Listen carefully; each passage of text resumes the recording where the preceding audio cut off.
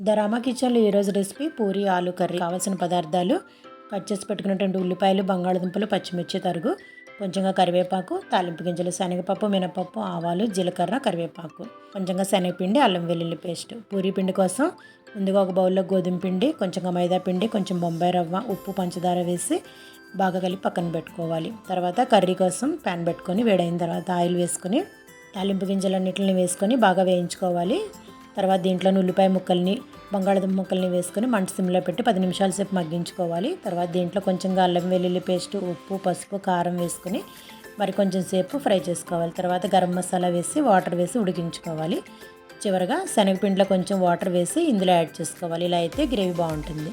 ఫైనల్గా కొంచెం కొత్తిమీర చల్లుకుంటే కర్రీ రెడీ అవుతుంది. ఇప్పుడు మనం పూరీల కోసం ఆయిల్ పెట్టుకొని మందంగా పూరీలు ఒత్తుకొని ఫ్రై చేసుకుంటే పూరి ఆలు కర్రీ రెడీ. ఈ రెసిపీ ఫుల్ లెంత్ వీడియో మన ఛానల్లో ఆల్రెడీ అప్లోడ్ చేశాను. ఒకసారి చెక్ చేయండి. బాయ్ అండి.